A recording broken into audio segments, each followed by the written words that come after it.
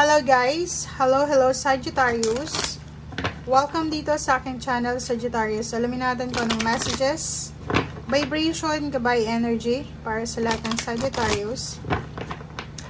Ito ay general reading, so pwede kang makaresonate. Gamitin mo ang iyong intuition sa panonood. Last week ng April, first week ng May, para to sa lahat ng Sagittarius. Okay, number 8, number 3, number 34, 7. Nakikita ko sure dito guys na isang napaka-workaholic. Same din to sa Leo. Isang napaka-workaholic na Sagittarius. Nagtatrabaho sa gabi, sa umaga, double time, weekend, ganun din. Ang posibleng dadayain siya, lolokohin ngayong linggo, or mag-iingat ka dahil posibleng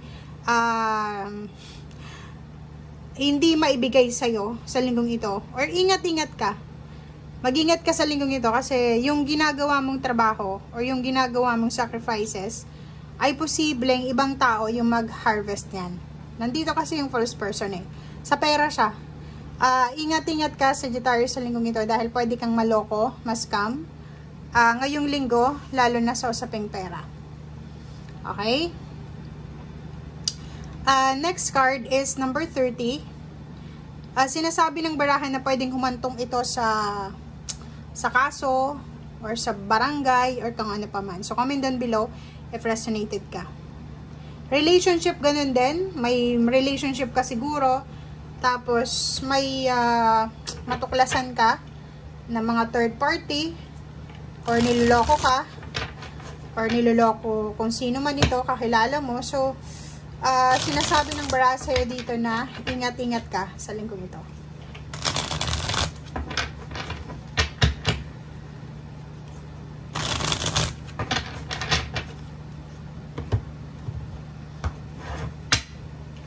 Okay, first card sa second deck is King of Air. Nako, ang dami mong malalaman sa linggong ito. Ang daming chismis, ang daming mga issue, ang daming revelation ang linggong ito. Wow! Malalaman mo kung sino yung fake na tao, malalaman mo yung manloloko, malalaman mo din kung ano yung mga inililihim sa'yo. Wow! 8 of Water.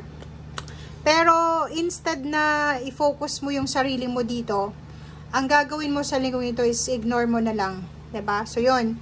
Parang nakikita ko sa'yo dito, wala kang pakialam. Kahit maraming mga sikreto na inililihim sa'yo or maraming kwento, wala ka ng pakialam. Parang, ang nakikita ko sa'yo dito, nakafocus ka sa sarili mo, sa sarili mong empowerment, sa sarili mong fulfillment, or sa sarili mo. Focus ka sa sarili mo. Maraming magbabalik sa'yo. It's either magbabalik relationship, magbabalik na mga issues, magbabalik na sa lugar kung saan sila galing, magbabalik na kung ano man problema or kung ano man to na galing sa nakaraan. Pero, ang nakikita natin dito, ang pinakamagandang magbabalik sa buhay mo ngayon is yung positive, 'di ba? Isang completion, fulfillment, isang success recognition, parang ganon.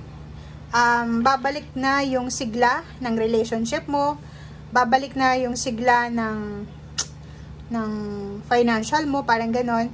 Or posibleng sa linggong ito, may malalaman ka na may magbabalik na kapamilya galing sa ibang bansa, or posibleng magbabalik na mga kaibigan, kakilala, or kung sino man ito na magbabalik sa buhay mo. Okay? So, marami kang kwento. Maraming chismis, kwento na malalaman ka. Lahat naman sila good news. Huwag kang mag-alala. Ito lang na fake na to, ang pwedeng bad news dyan. Pero at least, malalaman mo kung sino yung mga fake sa buhay mo. Okay, King of Wands. Nakikita ko siya dito, focus ka sa trabaho. Occupation, King of Wands. Wala kang oras sa ibang bagay. Dito lang yung focus mo. Ang focus mo is kumita ng pera, makaipon ng pera. 'Di ba? Sabi ko no. 9 of Pentacles. Sinasabi ng barahan na ang focus mo, Sagittarius, is makaipon ng pera, magtrabaho ng magtrabaho, makuha yung financial success, stability, maging balanse, makabayad sa mga utang, magkaroon pa ng extra, and wala kang sasayangin na oras sa linggong ito. 'Di ba? Kung dati ay sobrang parang anong tawag dito, marami kang sinayang siguro na oras, ngayon hindi na. Nakikita ko siya dito, wala kang sasayangin na oras, araw, energy, lahat yon gagawin mo sa pagtatrabaho. Kailangan magtrabaho para makaipon ka, makuha mo yung financial success, or makuha mo kung ano man tong stability na minamanifest mo. Gusto mong mahawakan yung pera 'di ba? Parang nakikita ko siya dito, sawang-sawa ka na sa pagkakaroon ng wala. 'Di ba? Yung scarcity, problema sa usaping pera. So, alam mo sa sarili mo na wala kang ibang aasahan kundi sarili mo lamang. So, 'yun, kung masipag ka sa ngayon, mas lalo ka pang magiging masipag. Okay? Kailangan mo ng patience, magpasensya ka. Lalo na sa linggong ito kasi hindi tayo yayaman ng isang gabi lang. Okay? Tama naman yung mindset mo na trabahuhin mo kung ano yung gusto mo, pero dahan-dahan lang ha. Huwag kang masyadong maging workaholic. Okay? Strength card, magpakatatag ka kasi nasa tamang direction ka 'di ba? Walang masamang mangyayari sa taong masipag. Okay? Huwag masyadong mabilis magdesisyon din. Okay? Huwag kang masyadong umasa sa magic, sa swerte-swerte. If, for example, mayroon kang pera sa ngayon, huwag mo siyang isugal. 'Di ba? Huwag mong isugal, huwag kang mag-invest sa linggong ito. Kasi walang magic na mangyayari sa ngayon. Okay? Pasensya. Pasensya ang kailangan mo. Be patient. Lalo na dun sa mga mahilig sumugal, magsabong, or kano pa man.